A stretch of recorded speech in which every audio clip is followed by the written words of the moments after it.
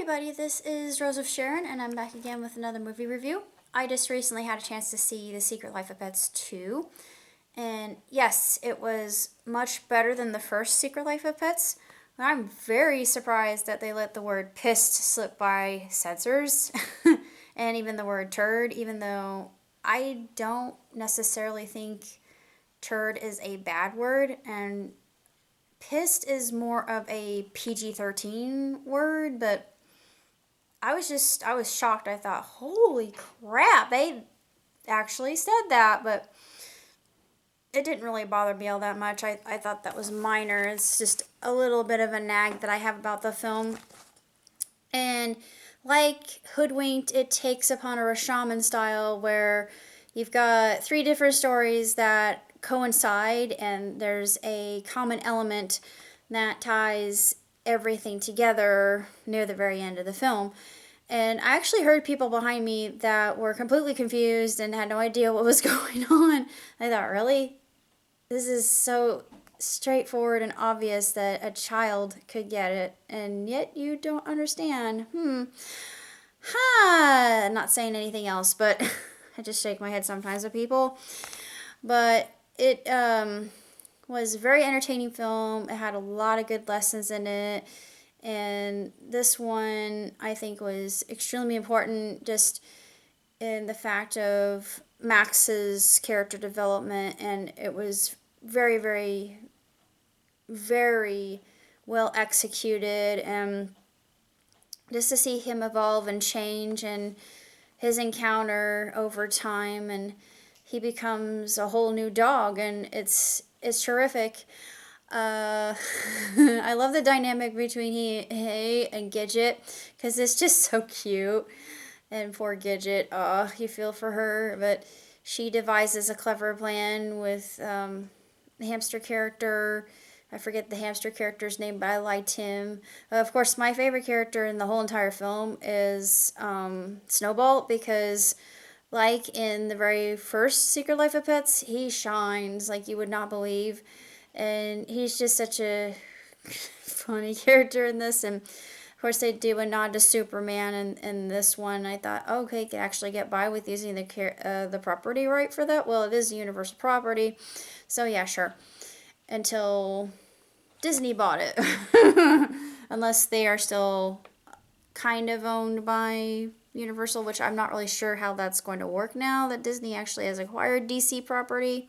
In a way, it's very convoluted. It's hard to understand what's going on with the mogul of entertainment. They are a monopoly in and of themselves, but I liked a lot of the references, and just it was really quite suspenseful and thrilling to see on a big screen. And there were some moments of true tension in the movie, which you really don't get with a kids' film in this day and age. And it was a very, very suspenseful film for a child's film, and I really enjoyed it. Animation was beautiful. I'm glad they brought Duke back. That made me happy. But like I said, the reigning star, the champion of the movie was obviously Snowball. As far as plot is concerned, I've seen this sort of thing done before. It's not really contrived, it's not really cliched. It's done in such a way that is actually clever and quite funny. It's very entertaining, and it's lighthearted. There are some moments that are dark in and of themselves, with this other element that comes in with the villain. Actually, I should say there's a human villain, and then there is an animal villain. And I won't go into his particular story, but you learn to hate him instantly upon looking at him. He looks like a male version of the Wicked Witch of the West. He also resembles a very sinister Adam Sandler, which is really odd. He's voiced by Nick Kroll, and Nick Kroll actually does a splendid job in voicing this detestable character. He's just awful. He's an abominable excuse for waste of space, and has no he's a reprobate. Let me just put it that way. He has absolutely no conscience, and especially with what he does to animals. And I just think people like this should be arrested. ASPCA, I'm talking to you. Find people like this, put them behind bars, and put them in a cage and see how they like it. But yeah, that's how I feel sometimes about my animal friends. But nonetheless, as far as the film goes, two thumbs way up, definitely. Stick to the end because it's hilarious. The ending alone, I think, is worth the price of admission just to see Snowball again. And I'm not going to say what happens with that particular film, but it is absolutely hilarious. And that was the highlight of the movie, I think, even though it really didn't have anything to do with the movie in and of itself. It was just there to make the fans happy, I think, just to make them giggle. And yeah, they delivered. They definitely struck gold there. uh, but it just made me laugh altogether. And like I said, there are a lot of good lessons that came from the film in and of itself. um, Talked a lot about life in general and how life itself is not fixed, it is fluid. It's something that doesn't always stay the same, it's always in motion. And I thought, holy crap, and I can really relate to that myself because none of us really plan. Well, we do, I think, to a certain degree, some of us more than others, but I'm just rolling with the punches, as it were. But as far as plot is concerned, the Rashomon element I thought was tremendous. I thought they did a really spectacular job with stringing two completely, I should say three separate but equal elements together that were all part of one continuous thread and linking them together with one particular character. And it was very, very innovative. I thought, you did this quite well, Illumination. And I have to tip my hat to you and Universal.